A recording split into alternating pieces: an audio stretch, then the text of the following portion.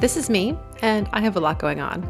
I run a software company, I make YouTube videos, as you probably noticed. I have 2 small kids, as you probably also guessed based on the fact that I'm showing you pictures of them right now. The kids and I moved from Italy to Switzerland a few months ago, so that comes with making new friends, learning a new language, ich spreche nicht sehr gut Deutsch, as well as furnishing a new home and finding new doctors, navigating a new school system, and I would like to be in a little better shape physically, My parents are aging. Okay, let me stop before I give myself palpitations. Let's head back to my office. Hi, I'm Kait. I make videos about productivity and organization. I remember a really, really tough night when my daughter was still a baby, so I was always tired, always very, very tired at that stage. And she wakes in the middle of the night vomiting, and she's scared and it hurts, nausea hurts. And, she's dirty and the sheets need to be changed. The floor is dirty, just chunky vomit everywhere. It's a disaster. And my ex-husband, he has extreme anxiety and it is closely linked to the health of our children. So just seeing our daughter sick, he starts having a panic attack. He punches some glass. So now there's broken glass in the middle of the hallway. He's bleeding and needs stitches. So where do I even turn? It's the middle of the night. I'm so tired. Why is this happening right now? I'm not strong enough to deal with this. But if right then you offered me the option to snap my fingers and teleport to a clean, quiet hotel room, I would say no. There is nowhere in the world that I would rather be than with my kid when she's sick. Yeah, that moment sucks and I wish it wasn't happening. But at the same time, you couldn't pay me to leave. This is where I want to be. So having that realization, I can switch into mom mode and deal with each of the problems in turn. People first. Cleaning is not so important when you have a crying child and a profusely bleeding man. So ignoring everything else, I pick my top priority, which is the baby, and I get her clean and put her safely in my bed, which had rails at the time. And she's not calm and happy by any means, but she's not going to be as long as her father's running around having a panic attack. So then I deal with him and I, help him get out the door so he can walk to the hospital and get some stitches. Then the baby can get my full attention again. I can soothe her and calm her down and get her back to sleep. She needs sleep, especially when she's sick. And then when she is, then I can go back and deal with that broken glass and the blood and that terribly smelling, nursery and clean up the floor and change the sheets and, not maybe start laundry, but at least get some of the intense stuff gone before the whole house starts to really smell. I wouldn't have been able to do those things, get it all done, be who I needed to be if I had let myself get consumed by self-pity and felt overwhelmed and just kind of wanted to hide. When I started planning this video, I had a few different personal stories that I thought about where I was in a difficult situation, but then I was able to almost flip a switch and decide to be in the moment. And doing it once in that scenario almost made it like a superpower. So next time I was in a very similar situation, I was able to do it really easily. That particular night with the vomit, the broken glass, the trip to the ER, in some ways it was easier because I went into crisis mode. And when you're in crisis mode, you are 100% in the moment. But since that night, there have been many late nights with sick kids. But I've never again thought, I'm so unlucky, why is this happening to me? Unlucky about what? What would I change? Kids get sick.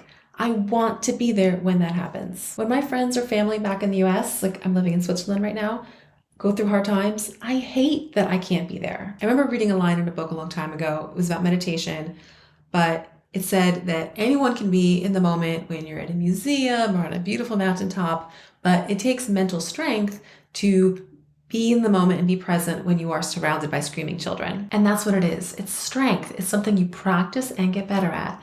Again, every time I find myself not being in the moment when I should be, and then I'm able to pull my thoughts out of my own head and focus on what I'm supposed to be focusing on, the next time I'm in a similar situation, it's much easier. Probably whatever caused me to get lost in my own head is going to happen again, like kids waking up in the middle of the night.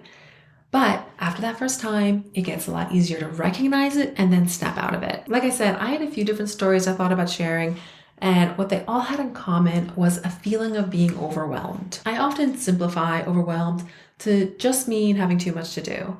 But what it really means is more than that. It's the sensation of being flooded with thoughts and emotions, like a boat going under a giant wave. It's hard to focus on anything when I feel overwhelmed, let alone finding the hidden joy or beauty in the moment, or that this is where I want to be right now, and to not instead think about what else I have to do or what I should be doing next. Being able to be in the moment is this one skill, but the situations where it's difficult to do that are numerous and varied. Like I said earlier, once I notice myself struggling with this and I snap out of it, then it is easy to do it next time I'm in a similar situation. But new difficult types of situations happen all the time. The best way to find any solution is to really understand the problem. So you clicked on this video because something about being in the moment sparked some interest for you. So why is that? When are you not in the moment when you wish you could be? And what thoughts are pulling at your attention? I think a common answer to those questions is I'm with my friends or my family, but I just keep thinking about all the things that I should be doing. And this sucks because you are neither making progress on that scary to-do list, nor are you enjoying this special time with people you care about. This one's easier for me because I'm a planner person. What I do professionally is I have a company with a planner app for Android, and I'm working now on a paper version of that planner. So as someone who plans my time, when I'm doing something fun, I know that I have already made the careful decision to spend my time that way, before I even got there. Now, let's say I'm having brunch with a friend and she asked me to join her for something afterwards. And I say yes because I'm having so much fun and I don't want the fun to stop. But then soon I start stressing about the work that I had planned on doing during that time. And if I'm stressing and I'm not having fun anymore, I can leave.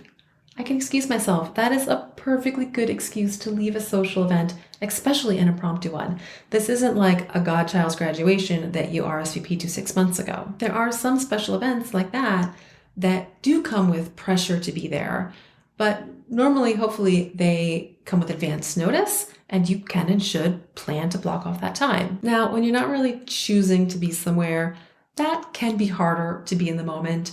So you do need some mental fortitude here to, focus on the here and now and to push away thoughts of your to-do list. Just like when you're working and you are doing the most important thing on your to-do list, you are focusing on that and not thinking about the next item on your to-do list. When you're at a social event, especially an important one, that is currently the most important thing on your to-do list. And you are currently doing that. You are where you're supposed to be. Everything is going to plan. This is not the time to mentally be reevaluating the plan. You're here, you can't leave.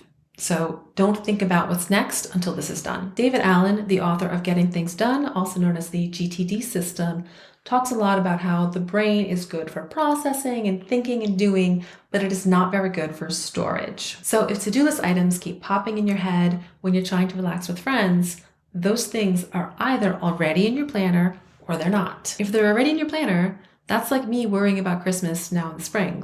That's for later. Yeah, there's a lot to do, but it's not for now. If you're worried about forgetting these items, then what you need is a system for capturing thoughts on the go. If you want more info on creating systems for capturing thoughts, I put a link up on the very top corner as soon as I mentioned David Allen to my video about the GTD system and about creating those systems. The end screen might already be popping up. I'm going to put a subscribe button up. Subscribe if you want. Or if you're not ready for that, you can watch another one of my videos. I will put here one on focus, which is just 6 minutes long, and it really just keeps going on this same kind of topic. Thank you for watching all the way to the end. Hug, and I will see you over in that video. Ciao.